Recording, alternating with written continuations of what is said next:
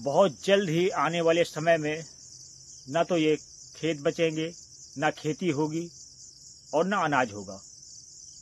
बहुत ही जल्द आने वाले समय में भयंकर समस्या आने वाली है। तो किसान भाइयों, राम राम, नमस्कार, जय सिया राम। मैं प्राकृतिक किसान राहुल अवस्थी बुंदेलखंड प्राकृतिक विद्या फार्म से आपका स्वागत करता हूं। आप लोग कैसे हैं? आशा करता हूं कि आप लोग स्वस्थ होंगे। फिर भी मैं ईश्वर से प्रार्थना करता हूं कि आप लोग सदैव स्वस्थ और खुशहाल रहें और प्रकृति से जुड़े हुए रहें, वृक्षारोपण करते रहें, प्रकृति को बचाए रहें। तो अब आज हम चर्चा करने वाले हैं जो आज की कंडीशन में जो मौसम देख रहे हैं, आप प्रकृति का प्रकोप देख रहे हैं, हीट वेव, जो गर्मी का प्रकोप देख रहे हैं। तो आने वाले समय में न तो खेती होगी, क्योंकि ये दिन पर दिन बढ़ते जाना है। इस पर कोई फोकस नहीं किया जा रहा है। हाँ, आवाज़ उठाई जा रही है और कुछ काम किए जा रहे हैं, लेकिन धरातल में कुछ नहीं दिख रहा। विकास के नाम पर विनाश हो रहा है। विकास तो बहुत हो रहा है, विकास में कोई शक नहीं है, लेकिन विकास के नाम पर विनाश हो रहा है। तो ये जरूर देखना चाहिए आगे चल के आने वाली समस्या। अब जहाँ जहाँ भी हाईवे बन रही है, 4 लाइन बन रहा है, 6 लाइन बन रहे हैं, लेकिन वृक्षारोपण के नाम पे कुछ नहीं हो रहा। क्या सरकार को नहीं दिख रहा ये चीज़ जो है?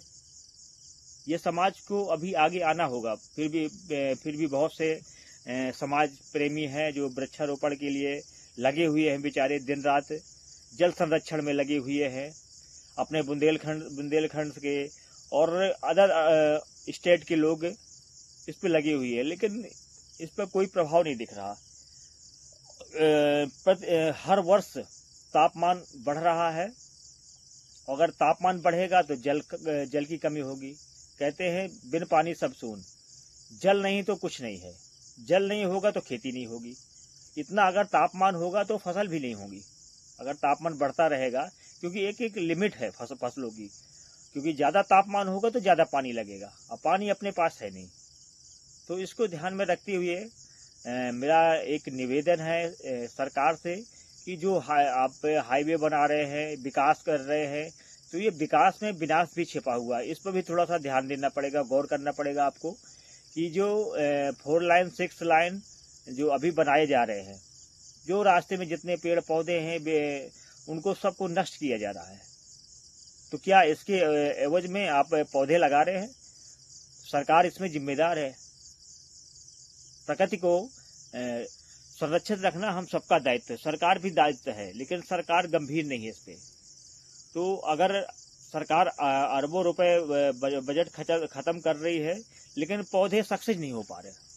आप तो ठीक है, आपने कह दिया कि हर वर्ष हम पौधे लगवा रहे हैं, लेकिन थोड़ा सा ध्यान देना पड़ेगा कि पौधों को तैयार करना है। यदि विकास के नाम पे, सड़क के नाम पे हम एक अनुमान लगाते हैं कि 10,000, 15,000, 50,000 पौधे अगर आपके नष्ट हो रहे हैं, इतने बड़े बड़े सालों लग जाते हैं पौधे तैयार होने में, लेकिन उनको लगाने में और तुरंत लगाते ही उसको सूख जाते हैं।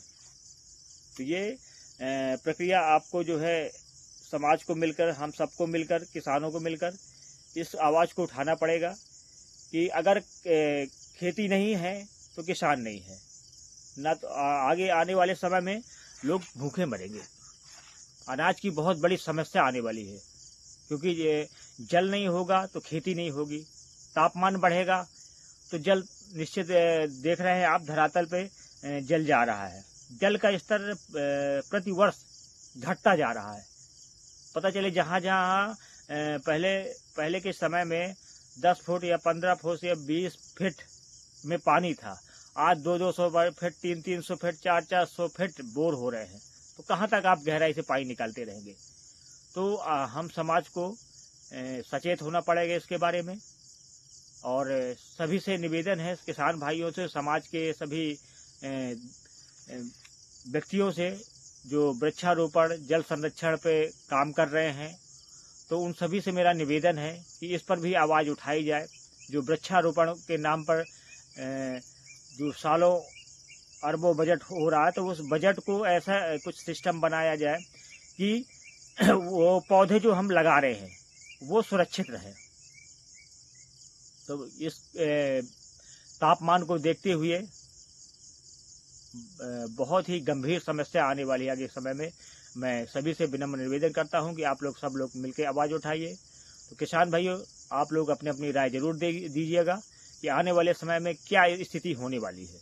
किसान भाइयों, जय सिया राम, नमस्कार।